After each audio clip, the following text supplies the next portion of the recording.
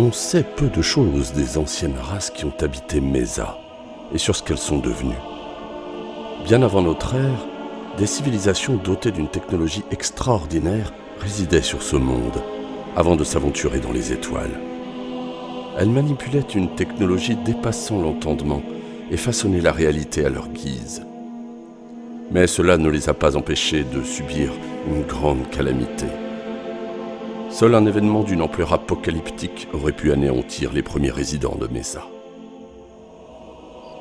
Leur fin restera peut-être à jamais un mystère, mais leur héritage a façonné le destin du monde. Des vestiges de leur technologie ont survécu et imprégné la Terre elle-même. Ces forces invisibles rendent possible les merveilleuses prouesses du Maladom. Bien qu'il soit impossible de comprendre entièrement la technologie des anciens, certains sont aujourd'hui capables de communier avec elle pour en tirer un grand pouvoir.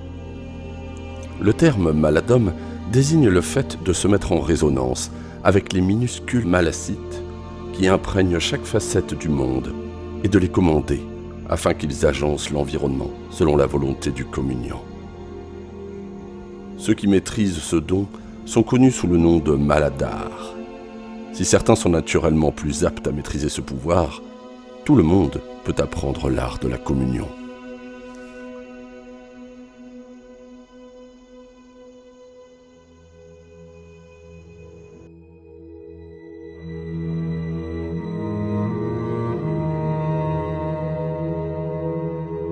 Le clair de lune baignait le cimetière de la cathédrale. La ville de Kray était abandonnée depuis longtemps, victime d'une épidémie qui avait ravagé la campagne il y a quelques années et dont elle ne s'était jamais remise. De tels lieux étaient de mauvais augure. Évoquer Kray revenait à attirer le mauvais œil sur sa lignée, et ce depuis des temps immémoriaux. Pourtant, cette nuit-là, une silhouette solitaire errait parmi les pierres tombales froides et indifférentes. De temps à autre, elle s'arrêtait brusquement à l'écoute d'un son muet, avant de continuer à se faufiler dans la mer de tombes. Le vagabond semblait poursuivre un but, même s'il semblait ne pas savoir lequel. Il poursuivait son errance inlassablement, s'arrêtant de temps en temps pour écouter, avant de reprendre ses allées et venues. Enfin, il arriva devant un monument resplendissant représentant un ange en pleurs, et il sut qu'il l'avait trouvé. « Oui, vous servirez », marmonna-t-il pour lui-même.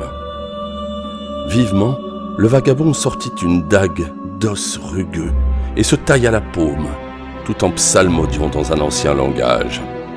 Des vrilles de lumière pâle jaillirent de ses mains, commencèrent à se tordre et à s'enfoncer dans la terre, au pied de l'ange. Puis, dans une éruption impressionnante, un objet décrépit fut arraché à la terre. Les vrilles enveloppèrent le corps exhumé d'une chrysalide de lumière pâle, flottant maintenant devant le vagabond. Pendant une éternité, il ne se passa rien. Puis, alors qu'une légère ondulation à la surface du cocon se produisait, le vagabond adopta un sourire funeste. « Oui, tu serviras dans la mort. »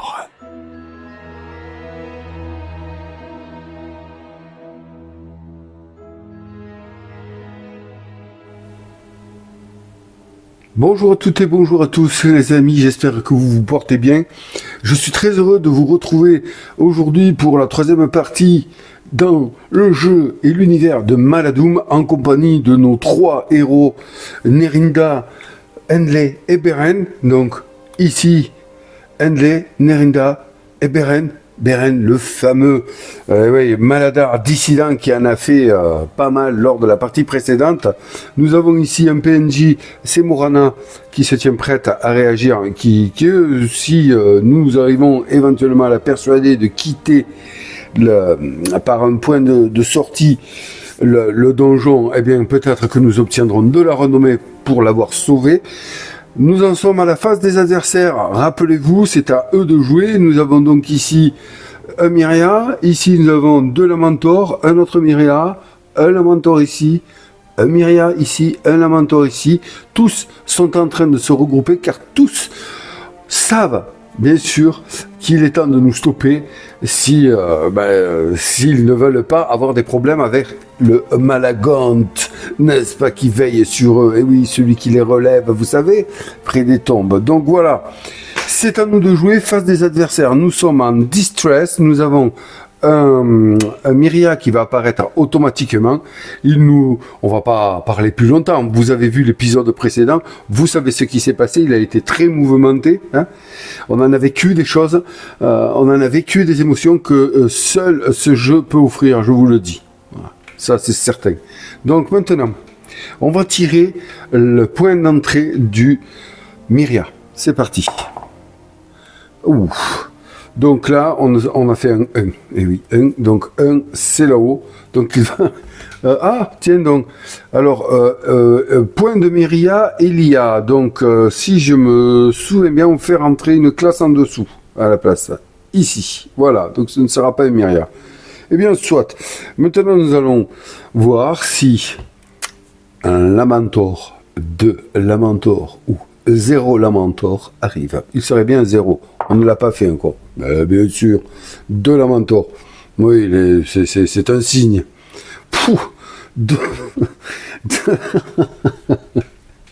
Ça continue. 2 Lamentor qui arrivent, c'est impressionnant, c'est impressionnant. Où ça le premier? En 6, tiens. Bon ben voilà, on se sentait seul, eh bien, nous ne le serons plus. Ici, un Lamentor. Et le second, il arrive en 5, s'il vous plaît. En 5, ok. Le deuxième Lamentor arrive en 5, donc lui, il va arriver ici. Et bien voilà. Ça nous promet une fin de partie des plus mouvementées, si vous voulez mon avis. Donc on va faire jouer d'abord les Myria.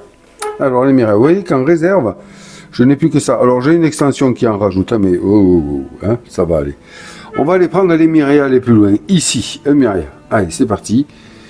1, 2, 3, 4. 1, 2, 3 et 4. Celui-là. Donc c'est pas compliqué. Celui-ci, Myria, il a une vue ici sur Morana. D'accord. Il a éventuellement une ligne de vue ici sur Henley, mais Henley est plus loin, donc il va aller attraper le plus proche. 1, 2, 3, 4. 1, 2, 3 et 4. Le voilà ici, c'est très proche. Ça commence à être très dangereux. Ensuite, nous en avons un autre ici. Donc lui, ben, il va aller au plus proche. 1, 2, 3, 4, 5. Il arrive au contact. 1, 2, 3, 4, 5. Il arrive au contact. Donc il va nous falloir tirer au hasard entre les deux. Et oui, c'est pas compliqué. Donc on va dire 1, 2, 3, 4, 5, 6. C'est parti mon kiki. 1, 2, 3, 4, 5, 6, qui va être choisi par le hasard. 4. Donc 4, c'est Henley. Et oui, il fallait bien que ça arrive. Ok, donc il y va. 1, 2, 3, 4, 1. Donc ça va, ouf. Il n'a pas d'attaque à distance. Il se met au corps à corps. Et puis voilà, il vient prendre ses tartes. Car Henley ne va pas s'en priver, figurez-vous. Ok, c'est bon. Alors, après, qu'est-ce qui se passe? Nous allons faire s'activer les Lamentors. Allez, on en a un là-bas. On y a 1, 2, 3, 4. C'est fait pour lui. 1, 2, 3, 4. C'est fait pour lui. Bon, ben là, eux, par contre, ils prennent en ligne de mire. Hop, ici, Morana. 1, 2, 3, 4. 1, 2, 3, 4. Vous voyez qu'il y a très peu de Lamentors qui sont arrivés par les tombes au final. Ok, donc Lamentor, celui-là c'est bon. Là on en a un, je vais le faire maintenant parce que je vais l'oublier. 1, 2, 3, 4. Vous avez compris comment ils avancent maintenant, c'est pas la peine de... Et celui-ci, 1, 2, 3, 4. Voilà. Ok. Et celui-ci. Alors celui-ci, eh bien... oh putain, il va s'en prendre en Beren. Eh oui, il va s'en prendre en Beren. Eh mince, eh oui. Oui. Donc il entre. 1, 2, 3, et bra, il tape. Ah ouais, il cogne. Donc il cogne Beren, il cogne à 2. Ben Beren, bon courage. C'est pas que, mais bon. Vous savez tout le bien que l'équipe pense de lui. Il l'aime bien, mais il faut pas déconner quand même. Donc, on va voir, il tape à 2D. Il met un dégât. Alors, il met un dégât. Est-ce que Beren a quelque chose pour se défendre? Parce que ça serait bien, parce qu'il n'a plus qu'un point de vie. Hein. Donc, il va tomber. Putain. Attaque de mêlée, non, ok, bon, les sorts, c'est même pas la peine. Est-ce qu'en compétence, je cherche, hein. D'accord, je cherche. Donc il a lune, la lune remplace non. Et puis l'autre, réaction, utiliser n'importe quand, incanter, ah encore, putain, c'est pas possible. Ah oui, mais de toute façon, pourquoi fais-je ça? Il n'a plus d'épingle de compétence, donc il prend son dégât. Voilà. Il prend son dégât, et malheureusement pour lui, Beren tombe. Et ça continue, et ça continue. Bra! Et ouais, mon Beren. Ah, mais si j'avais su, c'est compliqué la vie. Allez, Beren par terre. Bon sang de bonsoir, on n'avait pas besoin de ça. Va-t-on arriver à partir? Je vous le demande. Donc là, tous se sont activés. À présent, c'est au PNJ de s'activer. Donc on voit ici notre ami Morana. Qu'est-ce qu'elle nous dit, Morana? Il n'engage pas ses ennemis et s'arrête à une case 2 s'il ne peut pas les contourner. S'il commence son tour engagé, il exécute. Bon, mais d'accord. Donc lui, il va subir elle va subir une dispersion à chaque action. Hop. Alors, oula, regardez ce qu'elle fait. Elle veut partir par là-bas de 4. Donc, elle ne peut pas. Elle va essayer de les contourner, donc elle veut partir par là-bas, elle va pas s'arrêter. Comment elle fait? Qu'est-ce qu'elle fait? C'est dur là. Donc elle veut partir là-bas, elle va pas aller là parce que sinon elle va rentrer au contact. Elle n'engage pas, elle. Et elle ne veut pas prendre. Donc elle va essayer de contourner. 1, 2, oui, 3 et 4. Ah ouais, c'est bon, sinon on passe 10 ans à savoir. Deuxième action. Hop, elle était là, 3 par là, voilà, vous voyez, comme quoi, 1, 2 et 3, elle est ici à présent, là voilà, même 1, 2 et 3, ouais, là c'est à cheval sur 2 cases, donc bon, on va la laisser là, et voilà, elle a joué, elle a fait ses 2 actions, c'est parfait, très bien, elle s'est un peu éloignée, et elle nous laisse seuls, donc les PNJ sont activés, phase... Ouais, on en est bien à la phase d'évaluation, il n'y a rien d'autre à gérer. Non, ok. Donc on passe à la phase d'effroi, nouveau tour, phase d'effroi, on met une épingle. Moi, ce qui m'importe de savoir, c'est si on va arriver à sortir peut-être une carte qui va arriver ici, va nous permettre de nous téléporter instantanément sur la sortie. Nous sommes en distress. Hop. Alors, bon, il n'y a pas à choisir. Drain de vie, super. L'aventurier ayant le plus de santé subit 2 dégâts. Oh. Mais on est... Hein. Attends, c'est quoi ce délire? L'aventurier ayant le plus de santé subit 2 dégâts à concurrence de sa santé mentale, santé maximale. Je comprends rien, quoi. Là, par contre, au niveau de la traduction, franchement, ça fait 2-3 fois là que commence à me gonfler, là. Alors je vous aime bien, hein, grâce à vous, on n'aurait pas assez... Qui c'est déjà qui a fait la traduction? Je ne me rappelle plus là. Ah mais tiens, je ne me rappelle plus. Pourtant je l'avais le nom. J'aime bien, mais là ça veut rien dire votre truc là.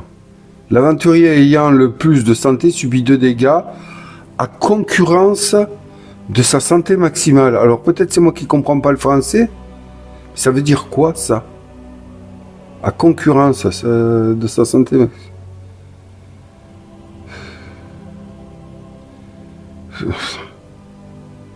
Je comprends pas. Bon, ouais, ok.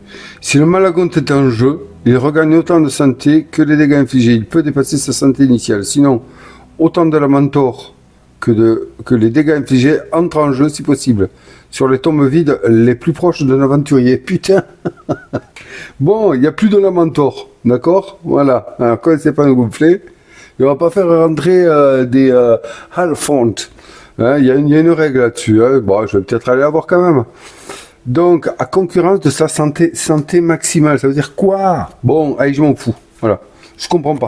Je comprends pas ce que ça veut dire. Donc, il va prendre... C'est Henley. Il a 3 points de vie. Il va en prendre 2 dégâts. Ah ben oui, c'est bien ça. Et regardez.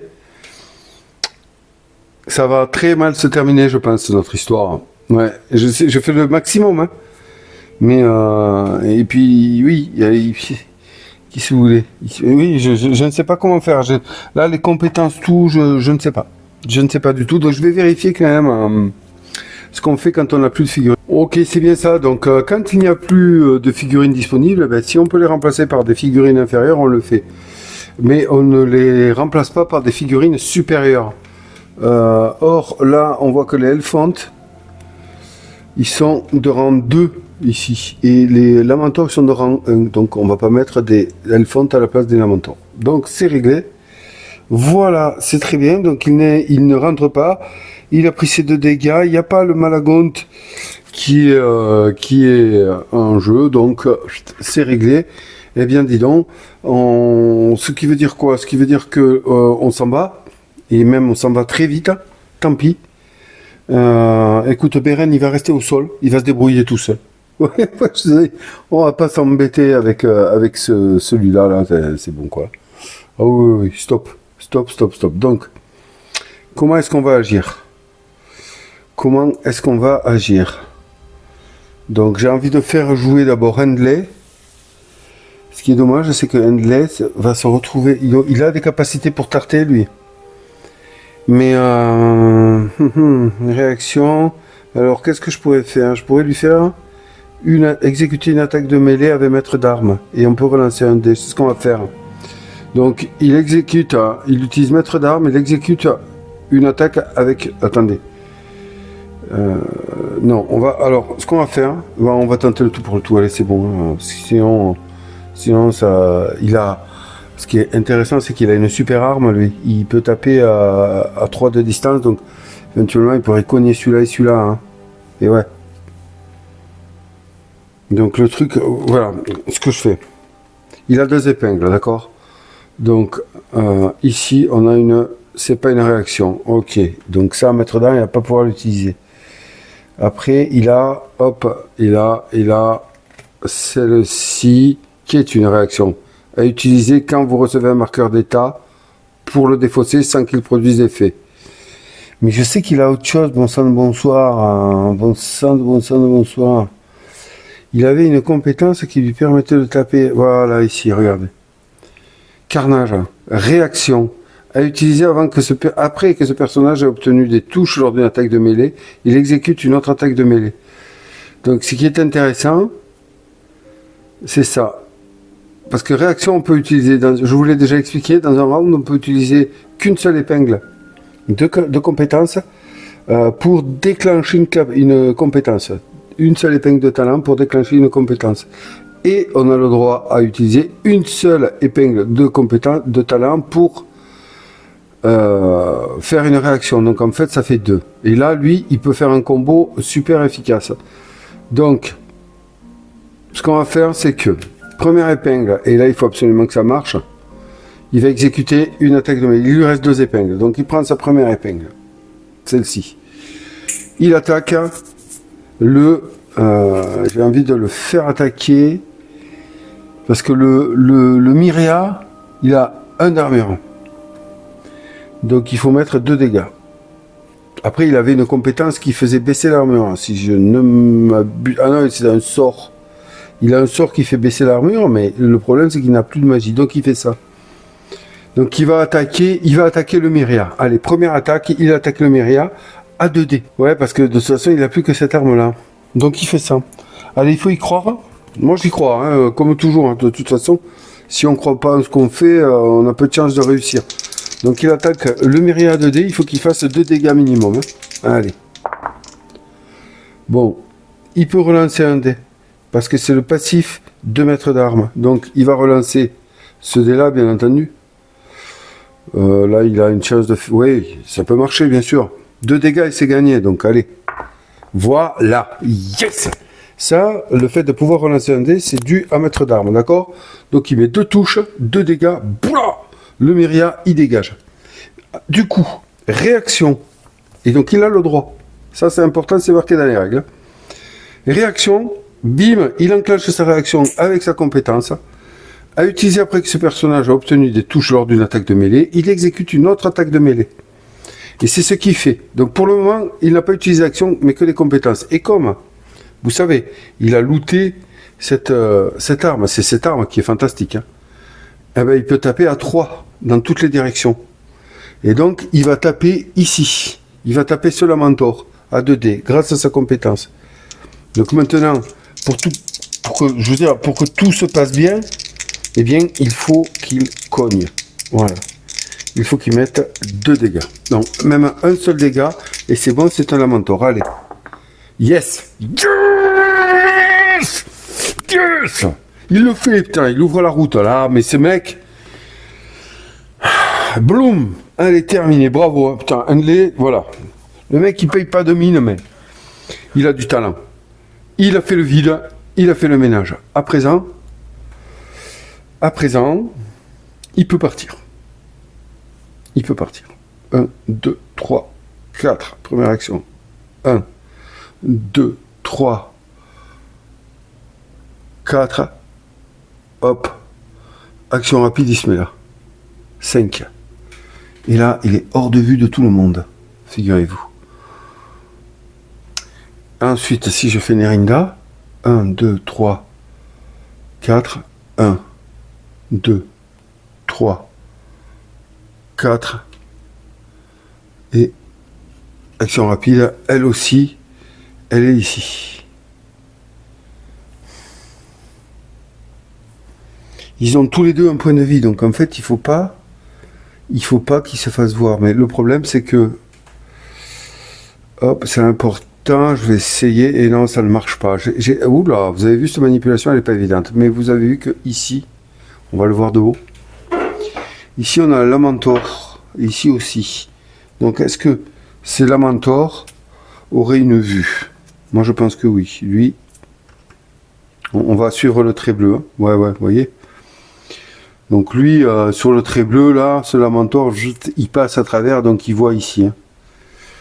Ouais. Alors, c'est pas la bonne solution. Il faut pas qu'il nous voit. Ouais, c'est pas compliqué, hein. Parce que s'il nous voit pas, ils vont pas venir vers nous, ils vont rester sur Morana, ici. Et ouais, les deux là, au moins, vont venir sur Morana. Et lui là-bas, est-ce qu'il a une vue sur Morana ou pas? Il faut s'en servir d'elle, elle est là, elle nous sauve. Hein. Alors lui, il a une vue sur Morana aussi. Ouais. Donc c'est parfait. Donc les 3 la voient, les 4 la voient. Ils vont tous aller vers elle. D'accord? Eux là, on se bat le steak de ce qu'ils font, ils sont loin. C'est vraiment reflet, hein. Mais bon, faut pas non plus déconner.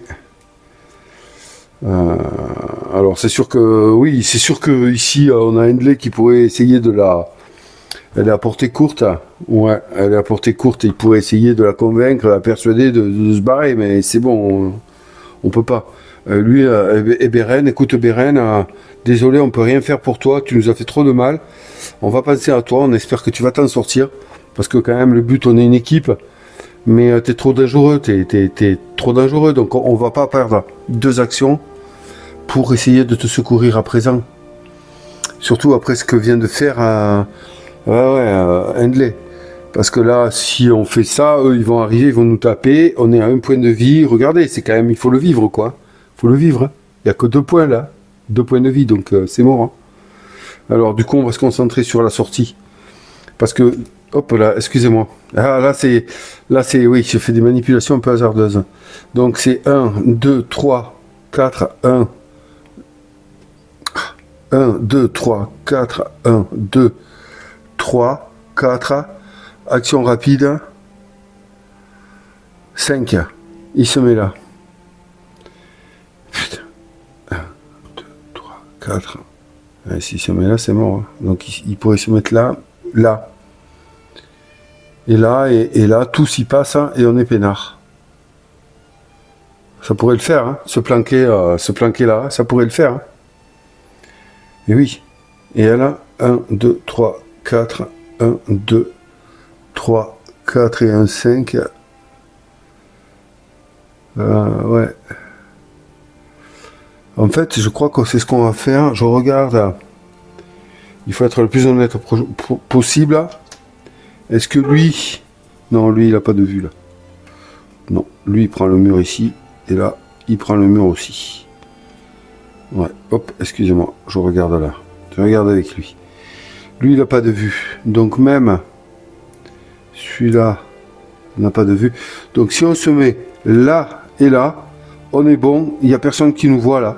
Et comme ils ont en vue ici, on vient de le voir, ils ont tous en vue Morana. C'est bon, on y échappe. Donc c'est ce qu'on fait. Allez, on y va. On va activer, finir l'activation. Henley qui vient encore de nous faire une activation de fou. Donc allez Henley. Hop, allez on y va.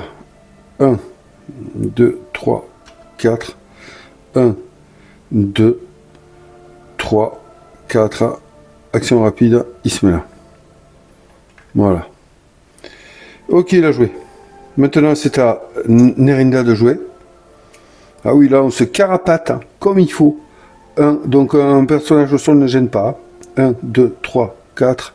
1, 2, 3. Vous pouvez même 4. Action rapide. Blam. Elle se cache. Non, là, on la voit. Donc, ici, comme j'ai dit, on fait comme ça. Voilà. Nos deux amis se planquent. Ah, c'est dommage que je puisse pas... Je vais tenter un truc, je vais tenter une manœuvre. Je tente une manœuvre, je sais pas si ça va marcher. Je tente un truc. Hop. Ah, ça marche, hein. Yes. Vous les voyez se planquer là-bas? Ah, c'est beau. Est-ce que ça marche si j'arrive à me caler derrière l'Elementor? Là, je ne pourrais pas voir si ça marche. Je ne vois absolument rien de ce que je fais, hein, je vous le dis. Donc, on va voir ça. Est-ce que... Ils sont où les Elementor? Ils sont... Ah, j'arrive pas à vous les montrer. J'arrive pas à baisser assez. Je les vois pas. Je ne vois pas. Mais peut-être voyez-vous les héros. Ils sont là, hein, les Elementor. Ils sont ici, là. Et hop, je lève, voilà, ils sont là. Hein. Donc, si je me mets là... Vous voyez que forcément, il ne les voit pas. Là, on est bien. C'est ce que je souhaite, c'est magnifique. Et on va aller au bout de l'expérience. Est-ce que ça va marcher? On prend un peu de temps de toute façon. Hein? Ah, ça ne marche pas. Bon, eh bien écoutez, j'aurais essayé. Je vous ai montré quand même que les Elementor ne voyaient pas nos deux compères. Moi, je n'ai pas vu ce qui s'est passé. Voilà, c'est tout. Vous êtes les seuls à le voir. Et ça, c'est bien. Je n'ai pas vu. Donc, nos deux héros ont terminé leur activation. C'est à présent au tour des adversaires de jouer. Donc, toujours pareil, on est en distress. On va faire rentrer, et il y en a un en réserve. Donc, on va faire rentrer Emiria. Où est-ce qu'il va rentrer? Ça, c'est pas bien. Hein. C'est vraiment pas bien. Il rentre en 6. Donc, en 6... c'est ici, en bas là. Et heureusement que Morana est dans le coin, c'est moi qui vous le dis. C'est impressionnant. Elle nous sauve la partie. Elle n'est pas là. Je pense que c'est fini pour nous. Maintenant, est-ce que la moto rentre? Ben, il y en a qu'un qui... Oh putain, c'est pas possible. Ça, c'est le pire qui pouvait nous arriver. C'est le pire qui pouvait nous arriver. Un Elementor arrive, ouais, en effet. Et il arrive par une tombe. Et ça... Ah ouais, c'est une catastrophe, mais c'est super dur. Hein. C'est vraiment très dur hein, ce qu'on vit là, mais vraiment. Hein. Putain, c'est pas possible quoi. J'ai envie de pleurer les amis, j'ai envie de pleurer moi. Donc, ça c'est une tombe, ça c'est pas une tombe, ça c'est une tombe. Donc on est là, hein. Il arrive là, j'ai envie de pleurer. Je vous jure. C'est pas possible. Il nous trouve, il ne nous lâche pas. C'est formidablement bien rendu l'oppression que l'on peut ressentir à ce moment-là. Il faut absolument qu'on arrive à s'en sortir. On lutte, on fait tout ce qu'on peut. Malgré cela, ils arrivent à nous retrouver, c'est incroyable. Donc, ok, l'apparition est gérée. On va aller gérer d'abord l'Emiria. Donc l'Emiria, on a dit qu'il doit y en avoir 3. Donc il y en a un ici. Donc on va le faire avancer. Allez, 1. Donc lui, il va, eh ben, il voit là-bas, donc il voit rien d'autre, parce que là, il y a le pilier, donc là, il ne peut pas voir, il ne voit rien. On y va, 1, 2, 3, 4. 1, 2, 3, 4. Il arrive là. Ok, très bien. Ensuite, nous avons un deuxième Elementor ici. Donc lui, on y va. 1, 2, 3, 4. Ah, attendez, est-ce qu'il a mieux à faire? Il était là. 1, 2, 3, 4. Non, ah, excellent, elle s'en sort. 1, 2, 3, 4. 1, 2, il se met au contact, ici. Voilà. Ok, et il attaque pas. Elle s'en sort. Superbe. Un autre Elementor qui est ici, donc lui, il n'a pas de vue sur nous. Il a une seule vue ici, donc il y va. 1, 2, 3, 4. 1, 2, 3, 4. Il se met ici au contact. Voilà. Ce qui est intéressant, c'est que les autres, là, ils vont pas pouvoir y aller. Donc, allez, on fait 1, 2, 3, 4 pour lui. Ouais. 1, 2, 3, 4 pour lui. Il n'y en a pas là-haut. Hop. Non, c'est bon. Ensuite, c'est C2. Donc, allez, go. 1, 2, 3, 4. 1, 2, 3, 4. Elle est couillue. Parce que là, elle va se faire désosser. C'est formidable. Hein. C'est ce qui nous attendait normalement. C'est ce qui nous attendait normalement. Et derrière, là-bas, 1, 2, 3, 4, ici.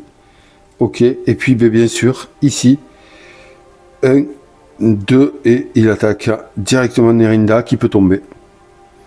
Mais c'est bien qu'il attaque Nerinda. Au pire, je n'y ai pas pensé hein, quand je l'ai positionné là, mais Nerinda peut parer. Alors, je vous montre un peu quand même la scène. Je ne sais pas si on va bien voir. Bon.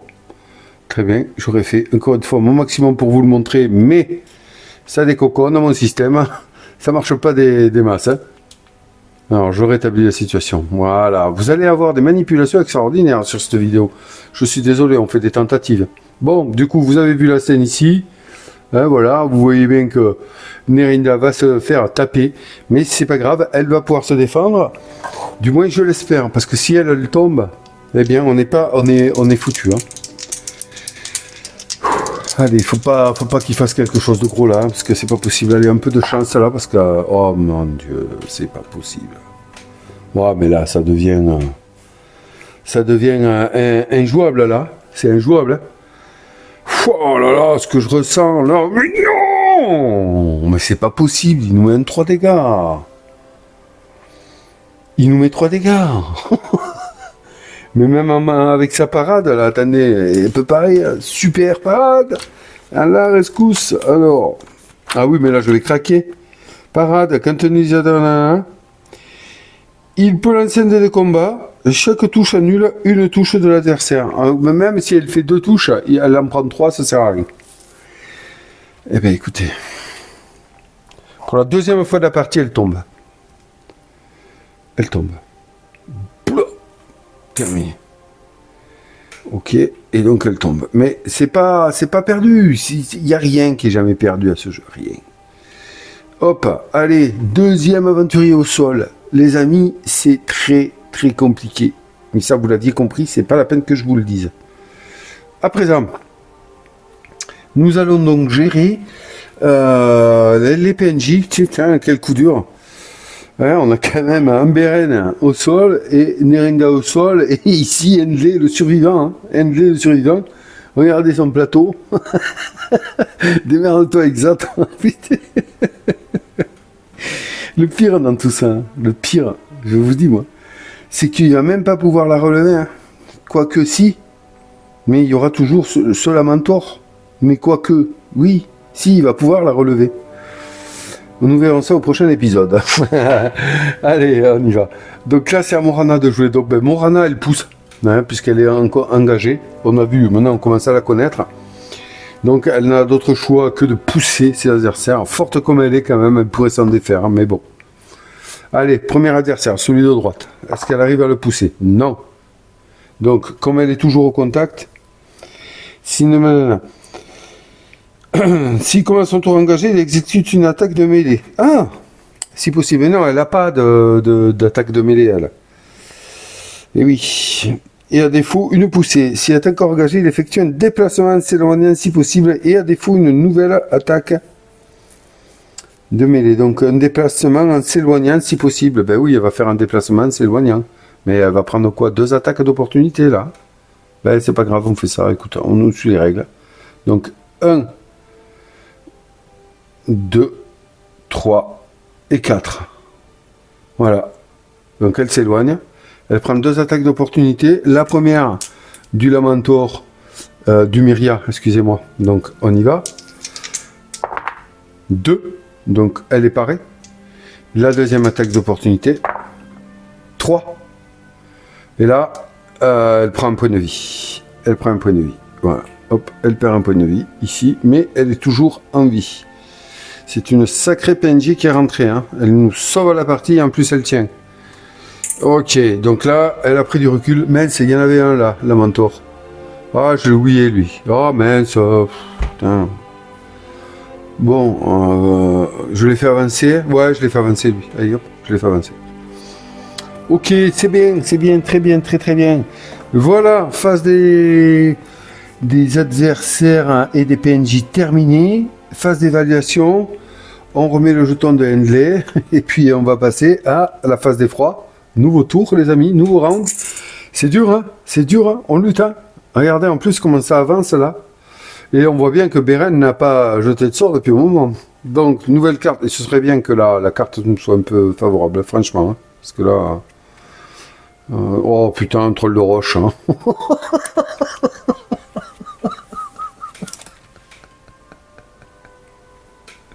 Au secours! Au secours! Putain, c'est pas possible. Non, mais je... C'est pas... Hein? C'est pas possible. On est en quoi? Un désespoir d'œil. Allez, comme si dessus. Ah mais non alors. Alors, placez un troll de roche sur un point d'entrée déterminé au hasard et activez-le immédiatement. Ce personnage suit les règles normales d'activation des PNJ en considérant tous les autres personnages comme des ennemis. Allez, il va tout péter lui. Putain, que ce serait bon qu'il rentre là, quoi. Il te fait un ménage. Allez, s'il te plaît, le 1, quoi. Allez. Bon, je vais vous chercher le troll de roche. Le voilà. Voilà sa petite frimousse. Voilà, impeccable. Hein, un beau troll de roche. Très bien, avec un petit trou, là, il morfle bien. Ok, voilà, super. Très bien. Donc là, on a... Alors, Rot Troll. Hein, je sais pas, c'est bien lui, hein, je pense. Hein, il n'y a pas tortillé. Hein. Donc le voilà, c'est exactement le même que j'ai déjà vu dans une vie antérieure, n'est-ce pas? Donc lui, il est de rang 3. Ici, il a 2 en armure. Il tape à 4 contendant. Donc, il est immunisé contre le poison et il ne peut pas être terrifié. D'ailleurs, j'ai pas... Ouais, les autres... Lui aussi, ok. Il y voit la nuit, il est de taille 3. Ça, je ne sais plus. Et il terrifie. Ouais, ça c'est intéressant. Quand on le voit, il terrifie, lui. Et il a 3 points de vie. Voilà, donc quand il prend des dégâts, on lui en enlève un. Hein, de son encart, voilà, il a 2 actions. Voilà, donc c'est pas un petit bonhomme, hein, c'est pas un petit bonhomme. Oh là là, non. Donc on va voir où il va apparaître. Bon là, faudrait pas que ça redéconne encore. J'espère que cette fois, on va avoir un peu de chance. Hein, il nous en faut, parce que si on veut s'en sortir, il y a que ça. Allez, où est-ce qu'il arrive? Mais c'est super, regardez. Il arrive en 1. C'est un peu, quand même, ce que je voulais. Et ils disent quoi? Ils disent activez-le immédiatement. Il a 2 actions, il se déplace de 4. Donc, on nous dit que le troll de roche, lui, ce personnage suit les règles normales d'activation des PNJ en considérant tous les autres personnages comme des ennemis. Donc, lui, par contre, tous les autres personnages, et il en voit là. Donc, le truc, c'est que il voit... est-ce qu'il voit lui là? Oh, il le voit, non, il le voit pas, donc il voit là. Donc allez. 1. Ah oui, tiens, c'est une grosse figurine. Alors comment il avance lui? 1, 2. Ouais, c'est ça, 2 ici. Ensuite 3. Ensuite 4. Ensuite 5, 6, 7. Et il est là. Voilà, donc il est engagé ici. Ok, il n'y a pas de problème, et il cogne pas, hein, puisqu'il est engagé.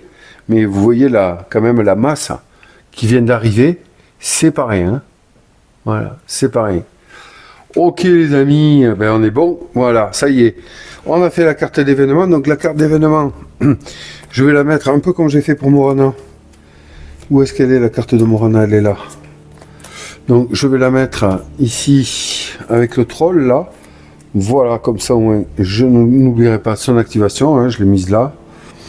Ok, c'est bon, super. Bon, ben ça y est, ben c'est à nos héros de jouer. Bon, ben voyant ça. Alors attendez, terrifié. Terrifié. Il nous faut voir ce que ça fait quand même, terrifié. Donc les autres ne sont pas terrifiés, ils ont l'habitude, mais nous. Donc, ah oui, alors ce signe qu'il a sur ceci, il est où ce signe? Je viens de le voir là. Oh, c'est pas possible. Là, ça là, c'est digne opposant. Ça fait gagner du renom, hein, voilà. Si on l'abat. Ensuite, moi je veux voir terrifié. Parce que, est-ce que nous, voilà, terrifiant, si l'utilisateur de ce symbole obtient une touche critique lors d'une attaque, ok, sa cible gagne un marqueur terreur. Si un ennemi termine son tour à portée courte de l'utilisateur de ce symbole, lancez un dé magique sur l'ennemi gagne un marqueur terreur, d'accord. Donc il ne faut pas terminer son tour à portée courte. Terminer son tour. Pas commencer, c'est bien marqué. Ok, donc là, ben, c'est Henley. Et là, Henley, écoutez, ça va être compliqué quand même. Hein,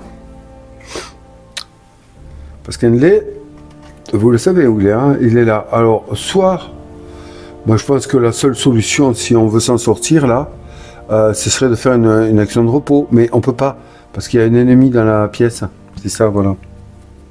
Donc d'où il est là, il peut le buter, hein. Il n'y a pas de souci, hein, d'où il est. Ah. Et après, et non, il est obligé de faire une action de repos pour utiliser ce jeton-là. Vous voyez, c'est marqué ici. Ça combote avec l'action de repos. Donc, quoi qu'il en soit, on est quand même bien mal. Hein. On est quand même bien mal. Hein. Putain. Donc, ce qu'on va faire, okay, on va tenter quelque chose. C'est marrant, putain. Allez, on va tenter. Donc, il va faire une attaque.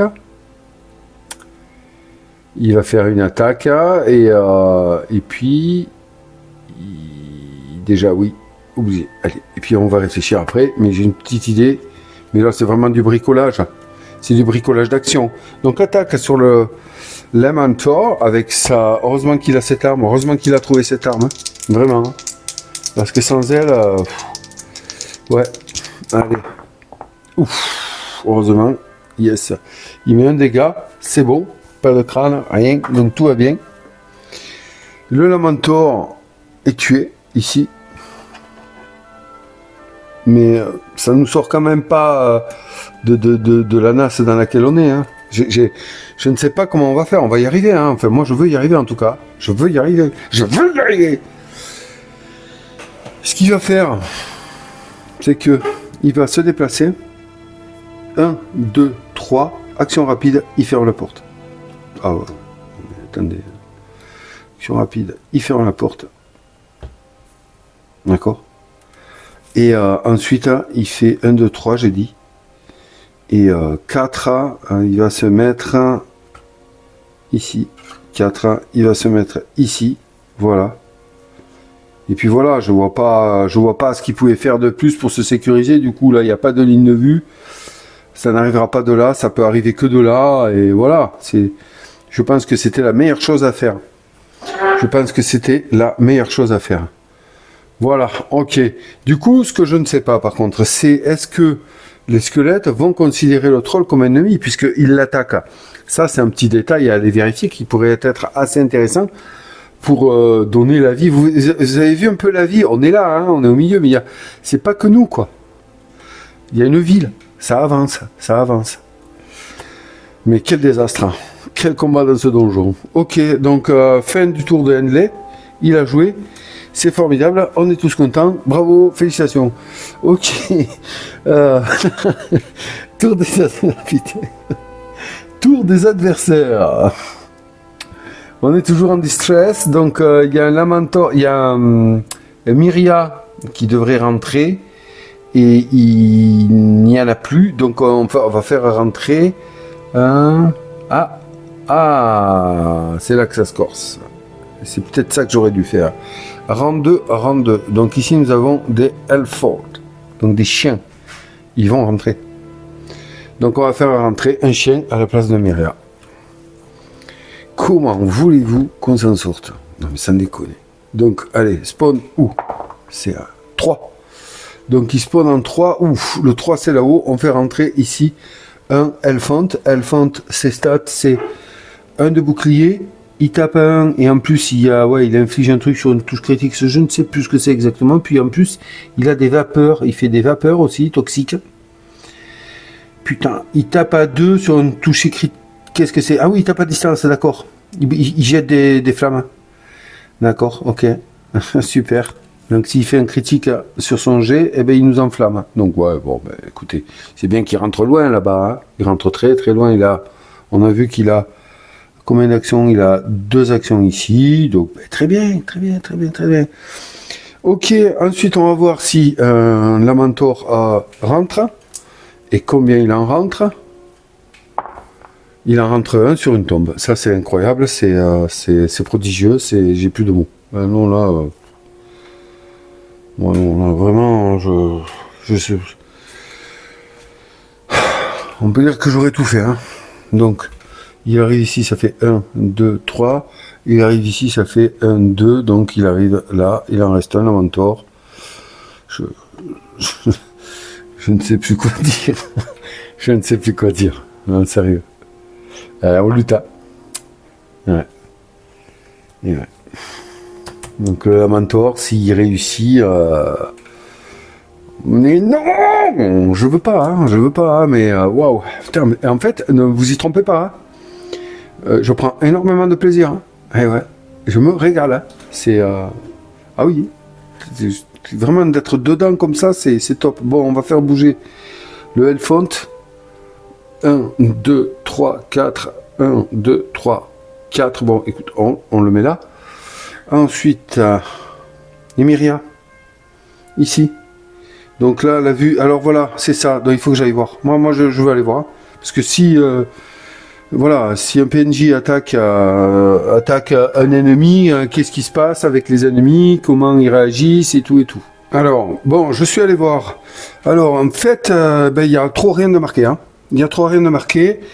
Mais comme celui-ci attaque, et je vais voir quand on attaque un PNJ, parce qu'il va taper, hein, il va taper là, et donc les autres, en fait, il va devenir un ennemi des autres. Voilà, on va suivre les règles comme ça.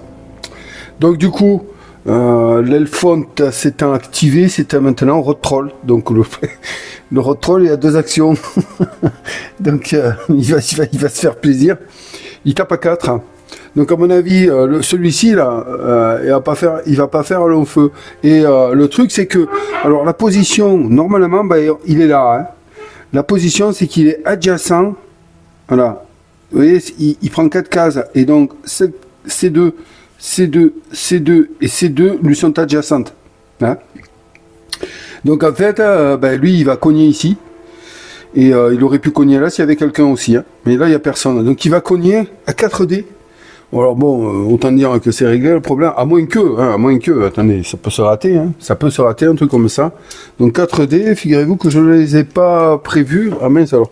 Et oui, ça n'arrive pas souvent, donc on va faire, je les ai mais je vais pas les chercher maintenant, donc 4D, allez, il jette 3D, bon ben voilà, c'est réglé, hein. 3 dégâts, le 4e, voilà, ok, 4 dégâts. Donc, autant dire qu'il y a de la purée de Lamentor en libre service ici. Hein. Allez hop, blah, terminé. Sa deuxième action du Rod Troll, eh bien, il va il a en ligne de vue, il a des ennemis ici, oui, il les a, donc il se tourne là. Hein, il avance de 1 et bouf, il se met adjacent à celui-ci, qui est maintenant engagé. Voilà. Ça c'est fait pour lui, donc là, au niveau ensuite, le Elfont, oui, je l'ai fait jouer avant je l'ai fait jouer avant le Rod Troll, donc c'était au Rod Troll de commencer, et le Elfont, Ouais, c'est bien ça, il est rentré lui. Il est rentré, je l'ai fait bouger, je crois. Ouais. Bon, allez, excusez-moi, ça fait beaucoup de choses là, puis là je suis un peu sous le choc. Donc on va faire jouer maintenant les Myria. Alors, bon, ben celui-ci, il a pas de personnage en vue puisqu'on est là. Par contre, il a ici Morana, donc il va s'avancer. 1, 2, 3, 4, 1. Attendez, voir, excusez-moi. Il était là. 1, 2, 3, 4. Parce qu'il faut qu'il passe là-bas. 1, 2, 3, 4. Bon, ben il est là. Il vient là. Celui-ci, il va s'avancer. Donc il fait 1, 2, 3, 4. Il se met ici et il engage. Celui-ci, ben attendez, il faut qu'il tape quand même. Donc deuxième action, il va cogner. Donc il tape à 2D. Allez, c'est parti. On va voir si Morana résiste. Elle résiste. Très bien, c'est fait. Ensuite, on a celui-ci qui s'active pareil. Il va chercher à aller voir Morana.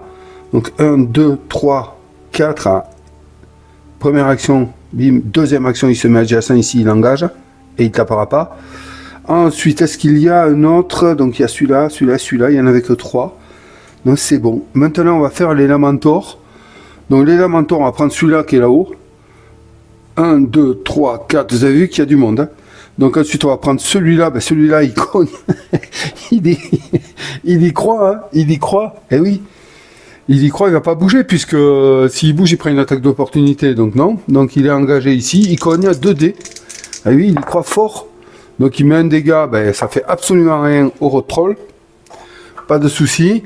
Ensuite, on va voir. Donc celui-ci qui a une ligne de vue sur un ennemi qui est là, eh ben, il va se retourner. Hop.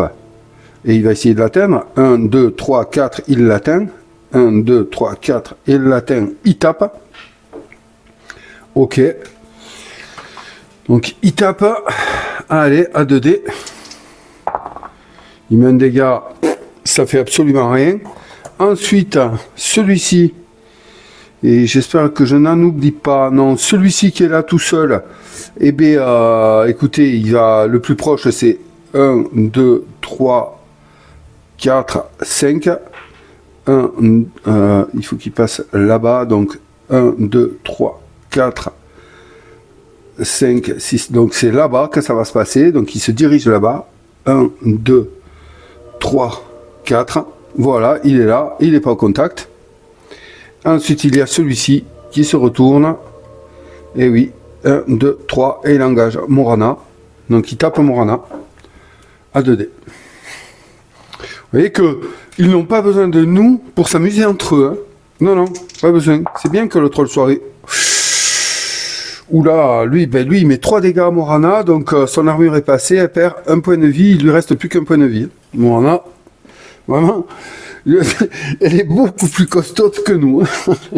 Ok, donc après on a tout fait, sauf celui qui nous intéresse au final le plus. Hein. C'est ici que ça se passe. Et oui, donc il fait 1, 2, 3, il arrive adjacent là à Henley. Et Henley, là, maintenant il faut juste espérer que le Lamentor va se rater, parce que s'il se rate pas, c'est fini. Tout simplement. On y croit? Allez, on va essayer. On va essayer de pousser les dés à un raté. Ce serait magique, hein. Ce serait magique. Donc on y va, allez. Mais aïe. Bon, mais là, qu'est-ce que vous voulez qu'on fasse? Donc Henley n'a absolument plus aucune possibilité, et blâme. Lui aussi se retrouve mis au sol. Et ouais. On n'aura pas été assez fort pour résister au Lamentor, au Myria, au Hellfont et au Road Troll. On a à présent nos 3 aventuriers qui sont au sol. Ce qui va mettre fin, les amis, à notre mission, à notre quête. Voilà, donc regardez avec quoi on termine quand même. Il y a du monde. Il y a du monde. Et encore, j'utilise pas les renforts. Hein. Donc c'est un truc de fou. Hein. Voilà. Donc là, ça va continuer pendant un certain moment. Je parierai sur une victoire large du troll. Morana, je ne pense pas qu'elle s'en sorte. Elle va elle aussi essayer de s'en sortir comme nous allons le faire dans la phase d'après-partie que je vous propose de vivre ensemble, puisque là, nous avons le temps. Il n'était pas prévu que ça se termine comme ça, mais malheureusement, eh bien, voilà, c'est la dure réalité de ce jeu. On a voulu rester, on a looté, on a quelques objets, ce n'est pas très très flamboyant. Voilà, on est une équipe d'aventuriers débutants, on s'est aventuré dans un donjon qui était beaucoup trop dangereux pour nous. On aurait pu s'en sortir autrement. Car, par exemple, après discussion avec un abonné, c'est Jean-Marc, je crois, excusez-moi si j'écorne ton pseudo, mais c'est ça qui est très intéressant, puisque il se pose des questions et parfois ça apporte, il se trompe, parfois il a raison. Et là, il avait raison sur un point, notamment à un moment donné, une carte qui est sortie, qui nous disait c'est celle-ci par exemple. Je vais voir où elle est. Est-ce que je la trouve là? Normalement, je dois la trouver ici. Voilà, c'est celle-ci. Et c'est important d'en parler parce que pic de malacite, réduisez l'effroi de 1, une vague de puissance éveille le malacite des aventuriers. Tous les aventuriers en jeu récupèrent 2 épingles de magie. Ceux qui ne peuvent pas récupérer toutes les épingles gagnent un marqueur bénédiction par épingle à la place. Moi, je l'ai interprété, mais du mauvais sens. Je ne sais pas si vous allez vous rappeler, mais ici nous avions Nerinda qui avait une épingle de magie, donc j'ai considéré qu'elle ne récupérait pas de magie puisqu'elle était à son maximum. J'ai considéré qu'Hendley qui avait une épingle de magie ne pouvait pas récupérer d'épingle de magie parce qu'il était à son maximum et donc ne gagnait pas de marqueur bénédiction. EtHendley, qui avait déjà une épingle qui pouvait monter jusqu'à 3, avait récupéré 2 épingles et lui avait atteint son maximum. Or, la traduction de la carte, alors après, ça peut venir de moi, mais elle est très mal écrite, parce que on est allé chercher donc du coup la carte en anglais. Lui pensait et disait, et il s'est avéré que c'est lui qui avait raison, il disait que puisqu'on ne pouvait pas récupérer d'épingles de magie, eh bien on devait prendre les marqueurs bénédiction. Et moi j'y maintenais que, puisqu'il y avait marqué que ceux qui ne peuvent pas récupérer toutes les épingles gagnent un marqueur. Donc comme tous les avaient récupérés, ils ne marquaient pas de marqueur. Et c'est faux. C'est pas ça en fait. Et la traduction est nulle là. Ça fait déjà 2 fois qu'il y a des peines de traduction. Donc méfiez-vous sur les cartes. Alors il y a la possibilité de trouver les cartes en anglais sur le site Battle System. C'est ce que j'ai fait. Je suis allé la récupérer. Et quand on lit franchement la carte en anglais, mais c'est limpide. C'est limpide. Voilà, il est bien écrit que ceux qui ne récupèrent pas de magie parce qu'ils ont atteint leur maximum, eh bien récupèrent des marqueurs bénédiction. Donc c'est très clair.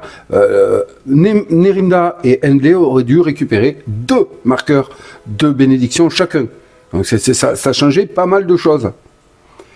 Donc faites attention, des cartes qui vous poseront problème comme ça, n'hésitez pas à aller voir sur le site de Battle System. Alors pour la retrouver, ils ont une simulation, ils ont un outil sur le site de Battle System qui vous permet de simuler un deck d'événements. Donc vous allez dessus et là vous sélectionnez le style de carte qui vous intéresse. Ici c'était celle-ci et ils vous les mettent toutes et donc vous pouvez les lire en anglais.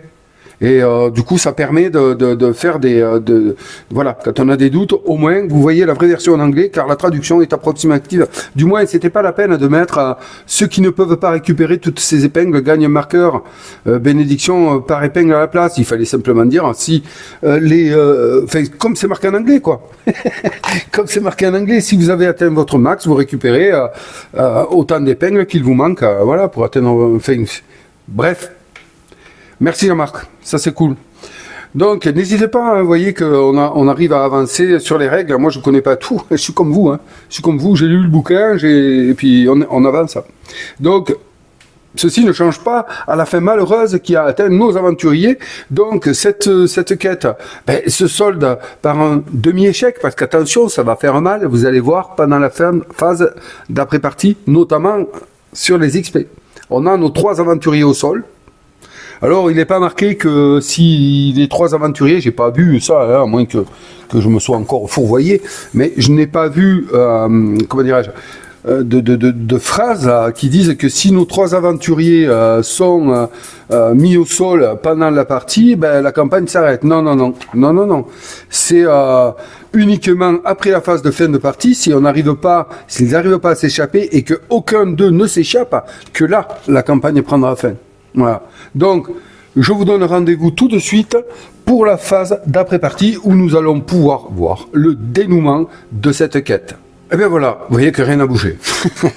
Donc, quand une partie est terminée comme ceci, que les aventuriers soient sortis vivants, qu'un seul aventurier ou 2 aventuriers soient sortis vivants et en aient laissé un sous le carreau, ou que tous nos aventuriers soient au sol, parce qu'ils ont été vaincus, eh bien, la partie s'arrête, et donc là, on passe à la phase de fuite. La phase de fuite, il y a 2 solutions pour l'accomplir. Soit, on effectue une mission de sauvetage, mais pour cela, il faut qu'il y ait au moins un aventurier qui soit sorti vivant. Il va organiser avec le reste de l'équipe, c'est-à-dire des aventuriers éventuellement en réserve, qu'on aurait dans notre équipe, mais là, nous, on voit que nos 3 aventuriers sont là, on n'a personne en réserve.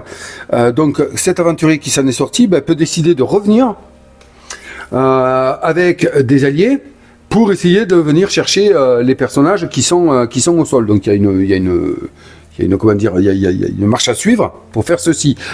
Il peut être aussi décidé que, par exemple ici, si j'avais des personnes dans mon équipe qui n'aient pas participé à la quête, d'où vous vous rappelez au tout début de la mise en bouche, je vous disais ouais, je vois pas trop l'intérêt d'en avoir 15 000, ben là, si j'en avais 2 de côté, j'aurais pu décider qu'ils viennent, qu'ils se portent à notre secours et qu'ils essaient de nous extraire du donjon. Et à ce moment-là, nous aurions marqué des XP. Parce que là, donc, ce qui se passe, c'est que je n'ai personne. Donc, une mission de sauvetage ne peut pas être mise en place pour venir nous chercher. Donc, quoi qu'il en soit, on sait que même si on sort par la deuxième phase de la phase de fuite, eh bien, on ne marquera aucun XP. Super. Alors, attention, pensez-y. Donc, la deuxième option, la première étant mission de sauvetage de la phase de fuite, la deuxième option, c'est laisser pour mort. Alors, laisser pour mort, qu'est-ce que c'est ? Je vais vous lire un peu le texte qu'ils nous mettent. Si la zone est trop dangereuse pour y revenir ou que vous n'avez pas les ressources pour une mission de sauvetage, ce qui est le cas pour nous, vous devez abandonner vos compagnons à leur triste sort. Pour chaque aventurier vaincu, lancez le dé magique sur la table ci-dessous. C'est exactement ce qui s'est passé lors de notre aventure quand j'ai joué en campagne avec des amis. Alors, si l'aventurier a un marqueur bénédiction, chose qu'aucun aventurier ne possède, il peut être utilisé pour relancer le dé. Réduisez son résultat de 1 par marqueur mutilation, empoisonnement ou embrasement que l'aventurier possède. Puis défaussez ces marqueurs. Là, nos aventuriers n'ont absolument aucun marqueur. On va donc jeter pour chaque aventurier le dé. Et puis, on va se reporter sur une table où il est marqué ce qu'il se passe. C'est ainsi que nous saurons si nous sommes laissés pour morts ou si un ou tous vont arriver à s'en sortir. Donc, je vais lancer le dé. Donc, nous avons en premier Nerinda. On va voir ce qui lui arrive. Est-ce qu'elle va arriver à se faufiler en dehors du donjon? Est-ce qu'elle va être rançonnée? Oh là là, excusez-moi. Est-ce qu'elle va être rançonnée ou autre? C'est parti, le destin va faire son œuvre. Alors, elle obtient un 4. Ok, donc on prend la table pour Nerinda. Allons voir ce qu'il se passe. C'est ici que nous lisons. Vous voyez, la table. Le personnage s'en est sorti. Yes! Mais ses blessures l'empêchent de participer à la prochaine quête. Voilà, c'est tout. Donc, on sait que Nerinda a réussi à s'en sortir. On ne sait comment. Elle s'est traînée, elle a traîné ses guêtres. Le Lamentor, du coup, s'est désintéressé d'elle, est sorti, est allé livrer combat sans doute avec le troll. Et Nerinda en a profité pour se faufiler et sortir. Seulement, on sait qu'elle ne peut pas participer à la prochaine quête. Vous vous rendez compte de ce que ça veut dire pour une équipe qui n'a que 3 personnages. Donc, on en tire les conclusions qu'on doit en tirer. C'est très risqué de partir à 3. Mais c'est bien, on apprend.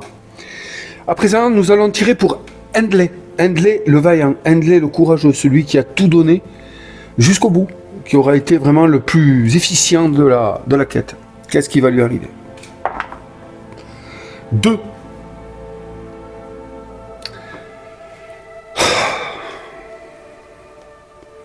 Ici. Le personnage parvient à se mettre à l'abri. Il va lui falloir du temps pour pouvoir de nouveau combattre. Il ne peut pas participer aux 2 prochaines quêtes. Wow. Donc Henley s'en sort. Mais comme vous l'avez lu, les 2 prochaines quêtes vont lui être réservées pour récupérer de ses blessures. Il aura tout donné et voilà. Henley le vaillant, Henley le courageux. Il est où le cucu? Il est où la tête? Je vous laisse deviner. Ah si, ça y est, je vois la tête. Elle est là. Excusez-moi. Voilà, donc Henley est indisponible pour les 2 prochaines quêtes. Et à présent, allons nous intéresser à celui que l'on ne présente plus, Beren. Beren, le maladar dissident, qui a bien mis son bordel dans la quête, on peut parler comme ça. Que lui est-il arrivé? 5. Alors qu'il s'échappait, le personnage a croisé la route de quelques opportunistes. Ils sont prêts à le libérer contre une rançon, payée 5 guilders par rang du personnage pour le récupérer. Toute partie de cette rançon peut être réglée en vendant de l'équipement du personnage, mais sans récupérer la monnaie. Si vous ne voulez pas ou ne pouvez pas payer, un résultat de 1 est appliqué.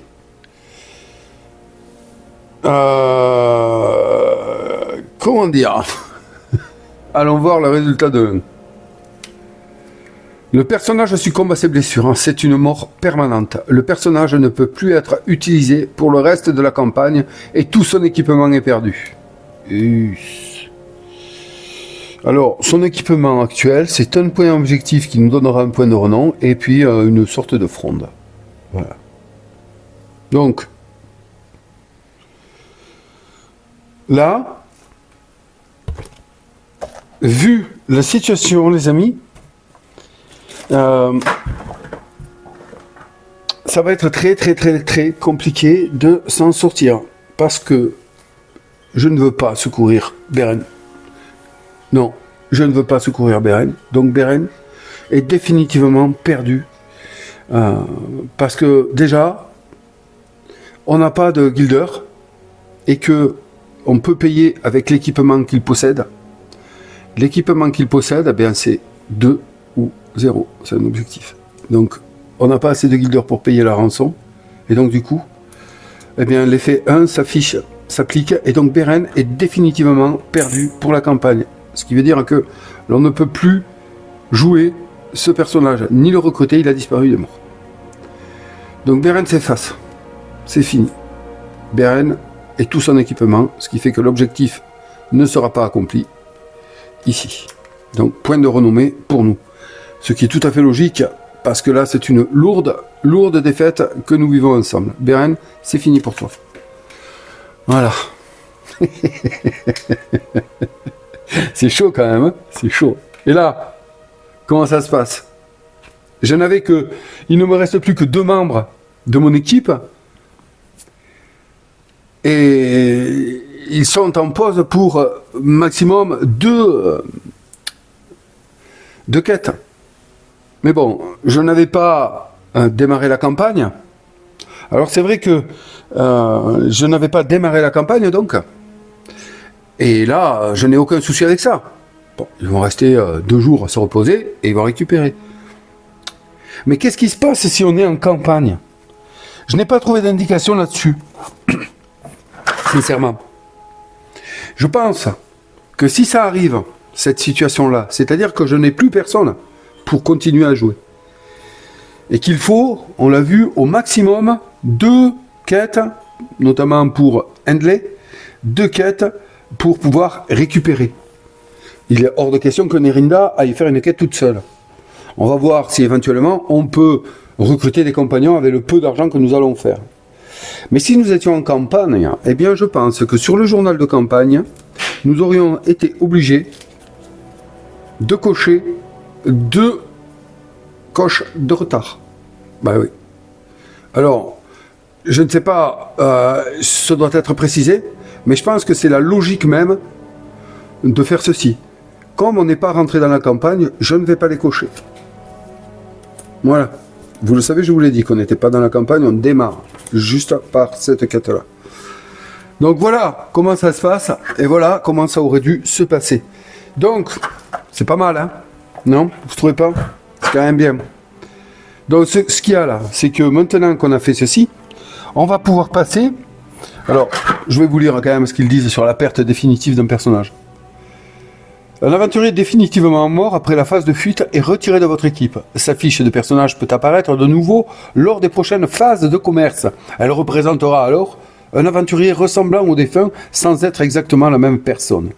Bien que ce soit un cas rarissime, si tous les membres de votre équipe sont définitivement morts, vous avez perdu la campagne et vous devez repartir de zéro avec une nouvelle équipe.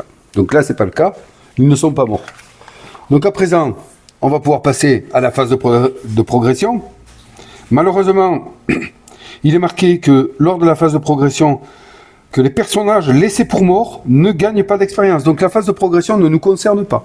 Alors, une précision quand même pour le gain d'expérience, ça marche aussi en fonction des lignes que l'on remplit. Alors, si on remplit la première ou la deuxième ligne d'XP, eh bien, tout personnage gagne de l'expérience à partir du moment où il a, vous allez voir, à partir du moment où il survit à la quête et parvient à quitter la zone de jeu, peu importe que les objectifs de la quête aient été remplis ou non. Donc tant qu'on en est là, on gagne un point d'XP à chaque fois. Ensuite, quand on remplit la troisième et quatrième ligne, eh bien le personnage doit survivre à la quête et son équipe doit avoir accompli l'objectif principal de la quête pour qu'il gagne un point d'XP. Voilà. Et à chaque fois, c'est qu'un seul point d'XP. Donc, je dis que la progression est assez lente. Heureusement que les objets sont là pour bonifier nos personnages. D'accord? Et ensuite, lorsqu'on remplit la cinquième ligne, eh bien, il y a des points très précis pour pouvoir remplir et obtenir un point d'XP. Il donne même latitude aux joueurs pour en créer d'autres si, si envie de le faire. Donc, il n'y a pas de gain de niveau, puisqu'il n'y a pas de dépenses d'expérience. À présent, on va pouvoir passer en phase de commerce. Dans la phase de commerce, on va pouvoir vendre, acheter ou prendre les récompenses de quête. D'accord?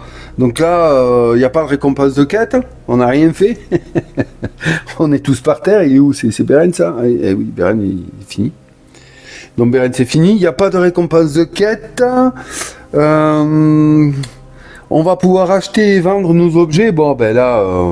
On va peut-être un peu reculer le décor. Je vous reviens. Donc là, on a l'équipement qu'on a. Hein, voilà. Donc ça peut se vendre 2. Hop. Voilà ici. Hein, Rusted Armor. Donc, mais bon, ça peut aussi également nous donner des icônes pour crafter. Ça peut se vendre 3. Mais également des icônes pour se crafter. Et ça, là, ça, c'est une épée qu'elle a trouvée, elle va pas la vendre, hein, à moins que, voilà, on trouve mieux. Donc 5, voilà, ici, hein, d'accord. Ensuite, on va voir ce qu'a ramené Hendley. Hendley, il a ramené ceci qui est intéressant, ça se vend 8, mais elle est très intéressante, son arme. Il a une pomme là, de la nourriture qui combatte avec l'action repos. Ça se vend pas non plus. C'est pas vendable. Par contre, il a 2 objets à ressources, hein, éventuellement. Donc, il a celle-ci qui lui donne ces 2 ressources là et qui se vend 8. Et aussi celle-ci qui donne des ressources et qui se vend 5. Donc bon, ça pourrait se vendre. Mais là, franchement, on n'a rien à vendre. On n'a rien à vendre. On est là, c'est ridicule. C'est ridicule. Donc, on pourrait... donc là, comment ça se passe? Eh bien, en fait, on va pouvoir acheter autant d'objets jusqu'à 10 guilders que l'on souhaite. C'est un peu comme au début, quand on a créé notre équipe. Hein, c'est pareil, c'est exactement pareil. Et un aventurier de... Alors, attendez voir... À chaque phase de commerce, chaque aventurier de votre équipe va avoir accès à un seul objet. Voilà, donc chaque aventurier aurait le droit d'avoir accès à un objet ayant un prix d'achat allant jusqu'à 10 fois son rang. D'accord? Là, on est rang 1, donc c'est x 10, ça fait... voilà, hein, c'est 10 fois 1, 10. Donc là, on ne peut pas acheter d'objet plus haut que 10. On aurait la possibilité d'aller piocher au hasard un objet rare par équipe, donc nous c'est 1, d'aller piocher au hasard et éventuellement de l'acheter, mais avec la limite dont je viens de vous parler. Donc c'est un peu compliqué. Si on avait vendu des objets légendaires, ouais, il y a un truc comme ça par là, c'est parce que ça je l'ai vu. Ne faut pas. Les personnages de rang 5 ont accès à un seul objet sans tenir compte de la limite de son prix d'achat. Et ensuite, vendre des objets rares. Donc, si on avait des objets rares, alors celui-ci, c'est un jaune. Je pense pas que c'est un les rares. Je crois que c'est les bleus. Vendre des objets rares vous donne aussi accès aux meilleurs marchands. Par objet rare vendu durant la phase de commerce, vous avez accès à n'importe quel objet, hein, sans tenir compte de son prix d'achat. Donc là, ça aurait été intéressant. Mais on ne vend pas d'objets rares lors de cette phase de commerce. Donc, on ne va pas pouvoir enrôler d'aventuriers, on ne va pas pouvoir enrôler de PNJ parce que le coût est beaucoup trop élevé.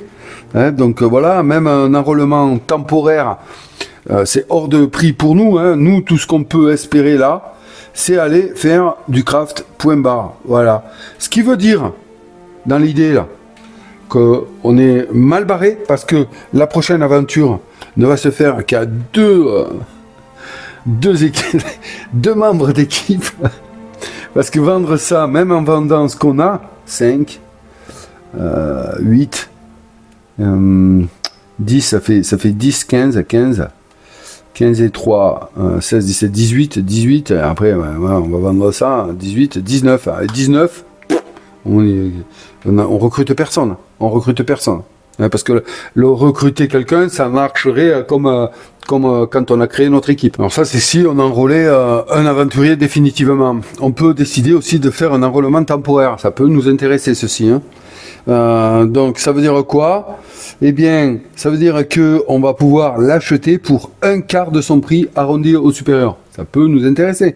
Et si on opte pour ce type d'enrôlement, on va pouvoir choisir la combinaison de fiches de personnages et de classes que l'on souhaite, parmi celles qui sont disponibles dans notre collection. Voilà. Donc, si on avait persuadé quelqu'un de nous rejoindre, et qu'on ait réussi à lui faire quitter la zone de jeu en vie, par exemple Morana, on aurait pu l'enrôler de façon permanente pour la moitié de son prix. Donc, c'est assez intéressant quand même. Hein, fiches de personnage et de classes cumulées. Voilà. Donc, ça aurait été intéressant.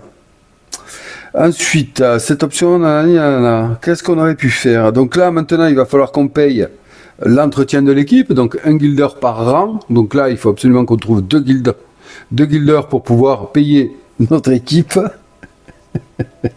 Et puis, je sais même pas comment on va faire. Et puis aussi, on a la possibilité de crafter. On a la possibilité de recruter des compagnons. Oui, pourquoi pas. Mais là, bon, voilà, on n'en peut plus. On n'en peut plus. Donc, ce qu'on peut faire, c'est aller voir quand même le craft. Hein, ensemble pour qu'on se donne une idée des possibilités et de la richesse des armes que l'on peut arriver à crafter. Et pour ce faire, on va aller voir le paquet des objets exclusifs. Donc il n'y a que qui peuvent être craftés, donc il y en a un paquet. Hein.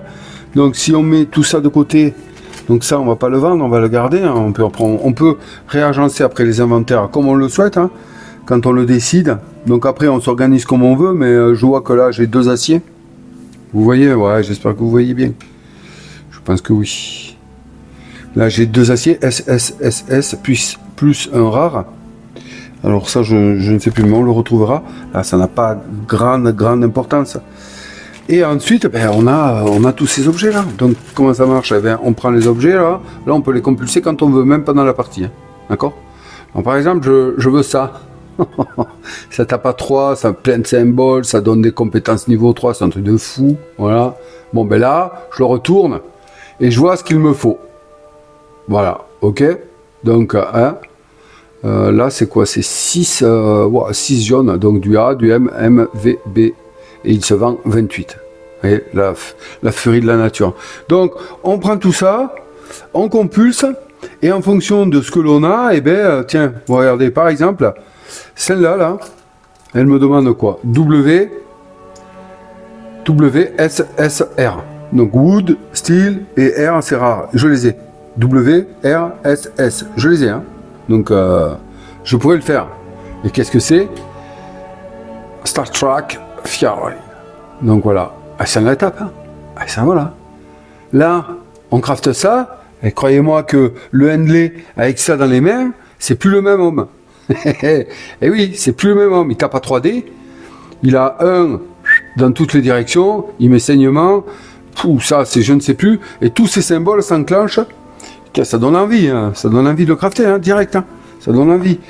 Donc allez, je vais vous dire vite fait, parce qu'après, ben, on va pas y passer la nuit, de toute façon, vous avez compris que la partie est très mal engagée. Donc il fait aiguiser, si ce lancer d'attaque, donc aiguisé, c'est la lame avec la goutte de sang, hein. La cible gagne un marqueur mutilation, hein, sur un coup critique. Ensuite, il a les 3 traits rouges là, que vous voyez. Les 3 traits rouges ici, là. Vous voyez, ça c'est quoi? Ça c'est vicieux. Les résultats dégâts obtenus avec le dé bleu lors des attaques exécutées avec une arme disposant de ce symbole sont des touches critiques. Waouh, le combo, vous avez compris?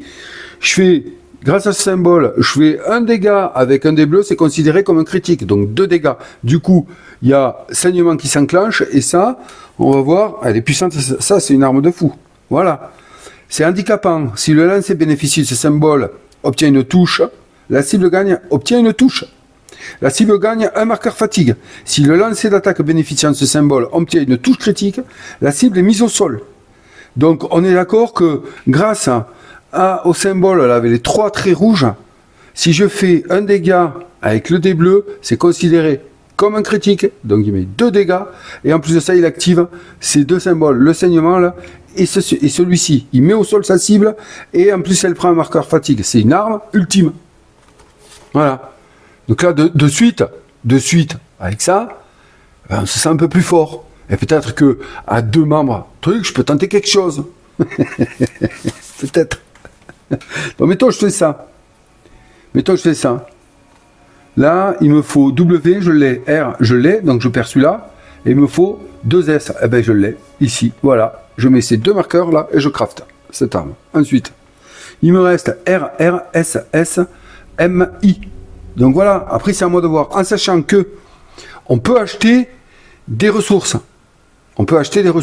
Waouh, la lame de l'enfer, wow, c'est quoi ce truc?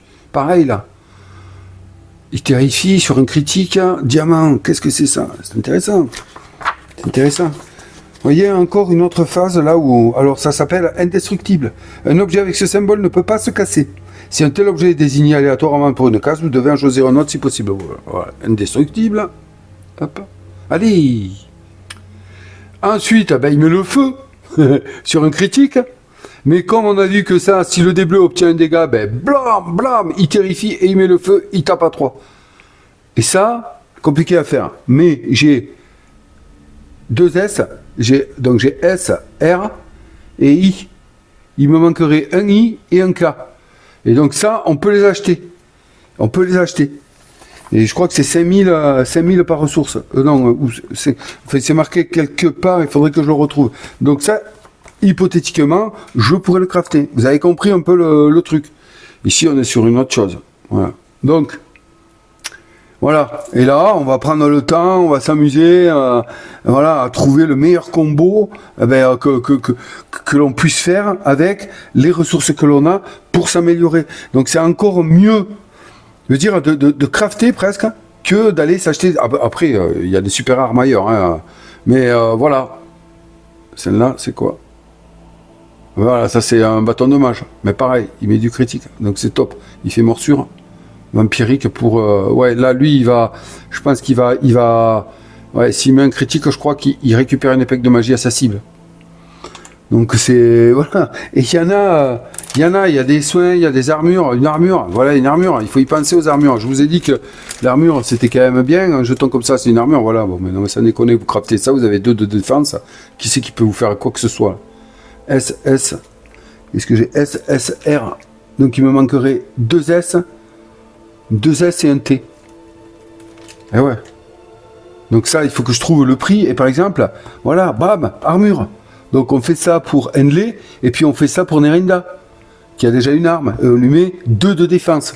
Allez la toucher avec 2 de défense. Vous avez compris que les Lamentors, après ça, ben, ils vont pas faire les fiers. Et pour ça, je peux vendre l'arme d'Henley, hein. Peut-être que ça suffirait, peut-être, j'en sais rien, peut-être que ça suffirait à payer les ressources qui manquent. 8.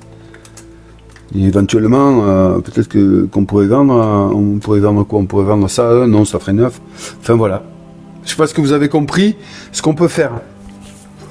Alors là, bien évidemment, maintenant qu'on a vu cette phase de craft, il va nous falloir quand même payer l'équipe. Donc il faut absolument, on va vendre, par exemple, je crafte ça, je vends l'arme d'Henley, celle qu'il a trouvée, donc pour 8, et je paye 2 guilders pour l'entretien de l'équipe. Les aventuriers capables sont très recherchés et ils ne resteront pas dans votre équipe s'ils ne se sentent pas bien. À la fin de chaque phase de commerce, vous devez donc entretenir vos aventuriers. Le coût d'entretien de chaque aventurier est de 1 guilder par rang, plus 1 guilder s'il a participé à la dernière quête. Donc en fait, ça ferait 2 guilders, donc 4 guilders à dépenser. Donc les guilders, c'est quand même, c'est quand même important. Une fois qu'on a fait ça, on va choisir notre phase de repos. Donc là, on a vu le craft, c'est très intéressant. On va passer à la phase de repos. Et là, 2 choix s'offrent à nous. Soit nous décidons de passer notre phase de repos à l'auberge. Et pour cela, il va nous falloir payer 2 guilders par aventurier pour passer une nuit à l'auberge. Donc si, mettons, nous avions vendu ceci, donc nous serions à 8, on en aurait dépensé déjà 4. Et donc 2 guilders par aventurier, ça, c'est disparu. On a payé les guilders pour passer la nuit à l'auberge. Mais si nous n'avions pas assez de guilders pour passer la nuit à l'auberge, nous aurions utilisé la deuxième solution, nous serions allés dans la nature. Et pour aller dans la nature, parce qu'on se dit quoi ? On se dit qu'on est une bande endurcie, on établit notre camp dans la forêt, mais qu'est-ce qui pourrait bien mal se passer ? Camper dans la nature est gratuit, non ?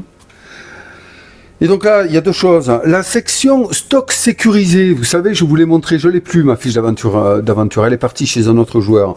Il y a 2 sections. Il y a un stock classique et puis il y a un stock sécurisé. Le stock sécurisé, on y a accès uniquement que quand on passe la nuit dans l'auberge. Le stock gratuit nous suit. Voilà.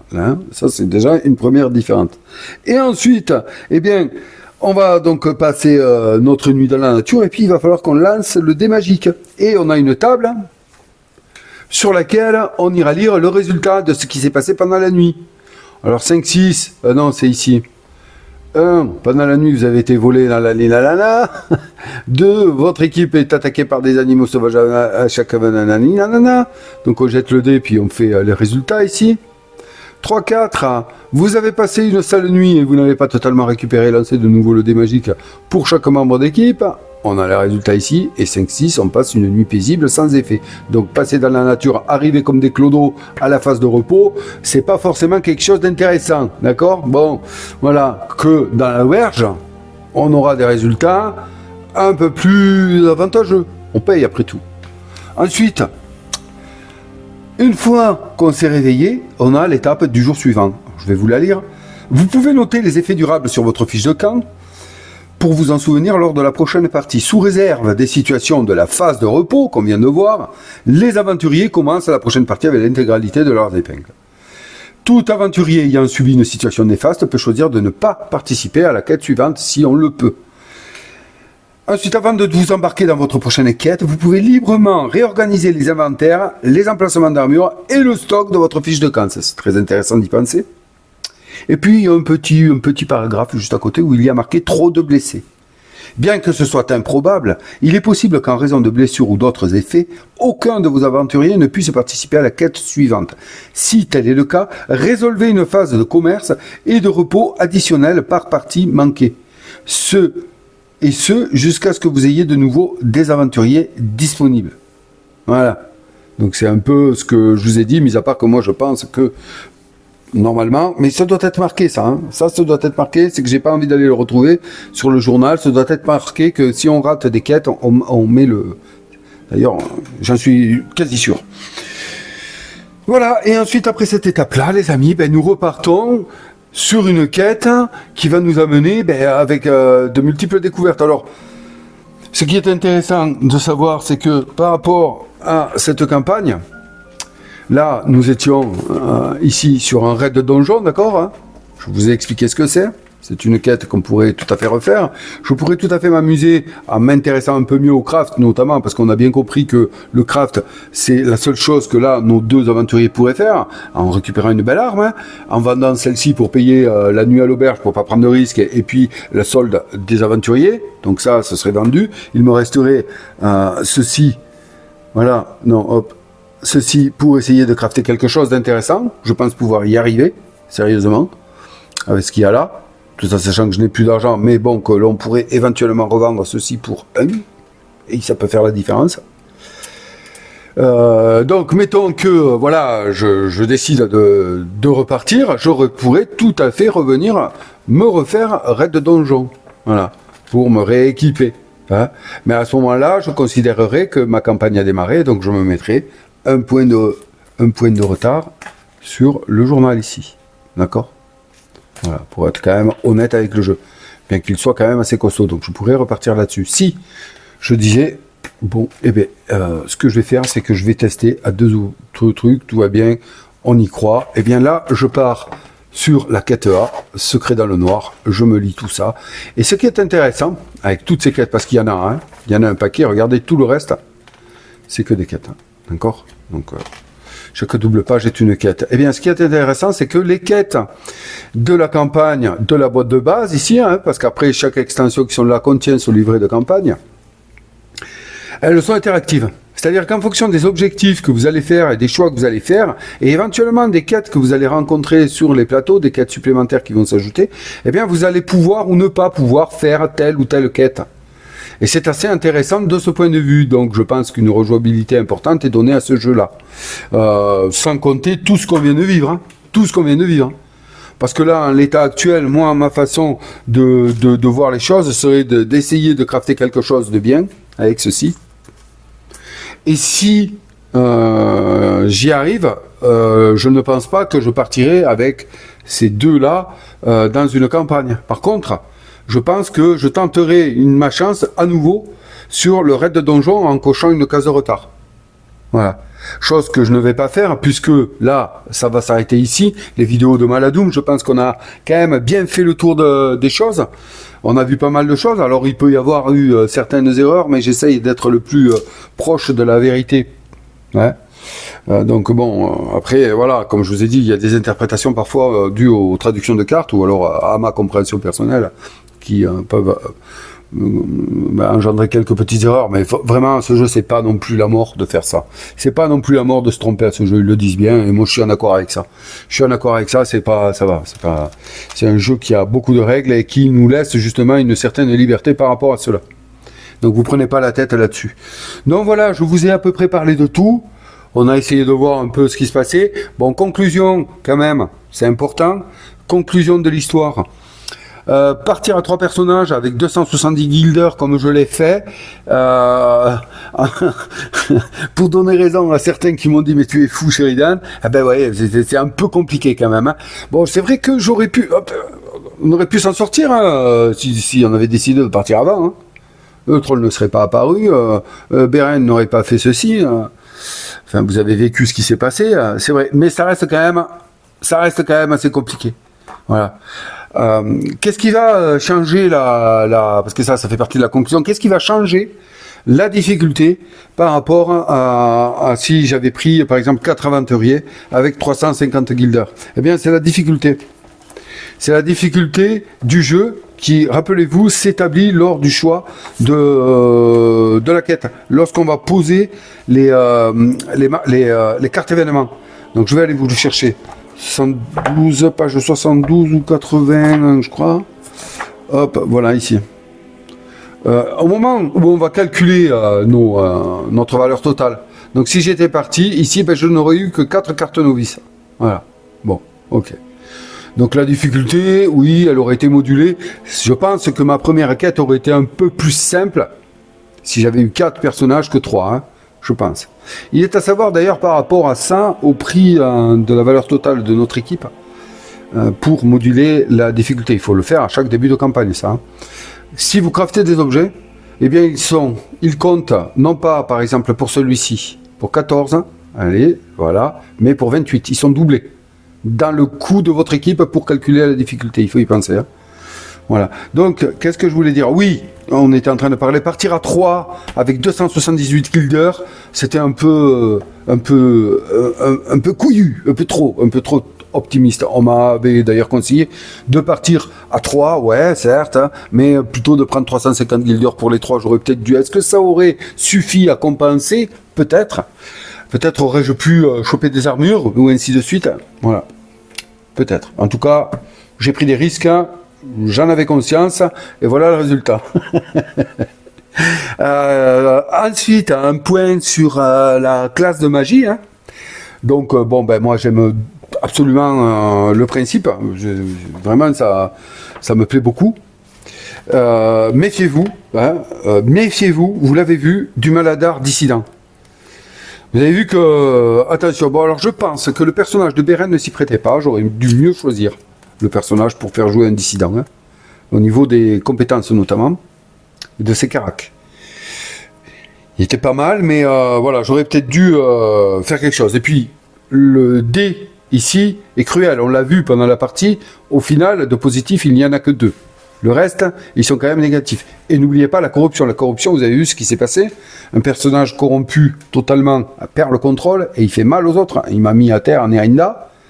Puis après, ben, il revient, il est un peu à poil, il a plus de magie. Voilà, hein, c'est compliqué. Si on regarde ici le dé de magie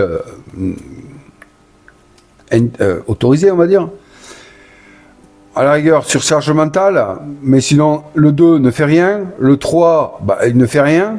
Hein, il nous fait gagner une magie, une aiguille de magie. Explosion cinglante, donc ça c'est quoi ça à la rigueur? Après la résolution des effets en cours, tous les personnages alliés à un ennemi situés jusqu'à 2 cases ayant ligne de vue de ce personnage sont éloignés directement de lui d'une case si possible.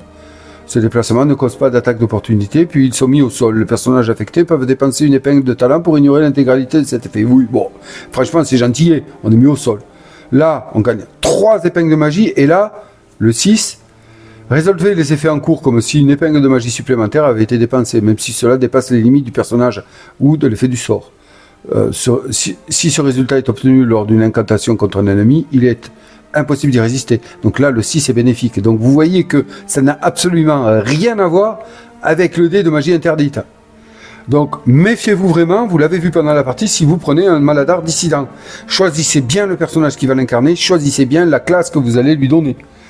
Parce que c'est vrai que la magie dissidente, les Maladars dissidents, excusez-moi, ont la possibilité après d'incanter quand même des sorts assez costauds, notamment de nécromancie. Mais bon, voilà, hein, c'est difficile. C'est difficile. Ça n'est pas inintéressant et moi ça me tente. Ça me tente beaucoup d'arriver à manier un Maladar dissident, hein, vraiment. Hein. Voilà, donc ça c'était un petit point par rapport à ceci. La magie est super bien faite. Moi j'ai vraiment apprécié ça. Ça ressemble un peu au tir d'ailleurs, au tir d'arme à feu dans Firstborn, mis à part que là c'est beaucoup plus abouti avec les dés différents et puis les différents effets, la structure qu'il nous faut appliquer pour lancer un sort, incanter un sort, qui est assez intéressante, et ainsi que la variété des sorts qui sont à notre disposition. Ça j'ai beaucoup aimé. Voilà, ensuite, bon, ben, j'y reviens encore une fois, mais ne négligez pas l'armure. Ne négligez pas l'armure pour vos héros. Hein. Parce que vous avez bien vu que regardez Morana.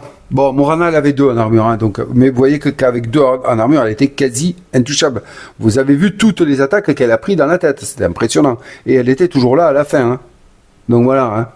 Hein. Ne négligez pas l'armure. Si vous avez la possibilité de le faire, ne le négligez pas.